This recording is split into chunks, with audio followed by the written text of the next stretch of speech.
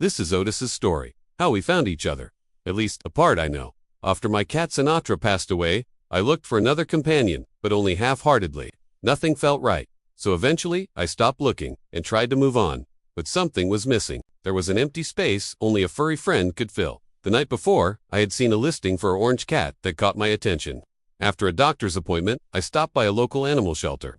That's where I saw him a beautiful orange tabby they'd named Flair. One thing caught my attention right away. A notice on his kennel said he suffered from It wasn't hard to understand why. He'd been living outside on his own before animal control trapped him.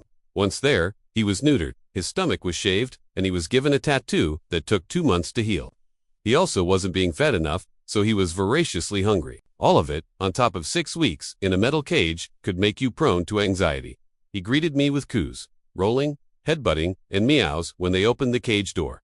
Even after everything he'd been through, he was gentle, curious, incredibly sweet. I couldn't stop thinking about him. I asked about adopting him, but I hesitated. The notice worried me, and they said the adoption fee wasn't refundable. If things didn't work out, I'd lose money. I couldn't easily afford to replace Tsa. I went home to think it over. That turned out to be impossible. All I could think about that night was that orange cat, alone in a shelter, waiting for someone to give him a chance. I was very worried I'd made a huge mistake, as a cat named Hannah was adopted out from underneath me earlier.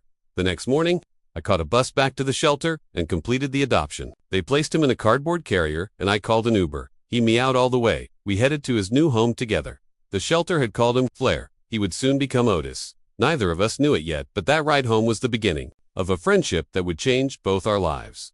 I realized quickly he had an incredible amount of energy. So of course, he's orange, and he was terrorizing my home. So instead of calling him Orange Terror, and that led to Otis. His long-form name is Otis Maximus Aurelius. I am trying to help him live his best life. He deserves every good thing that comes his way. So far, up till recently, it's been hard for him. I hope, from now on, it's his best life ever. I know he's helping me live mine to the fullest.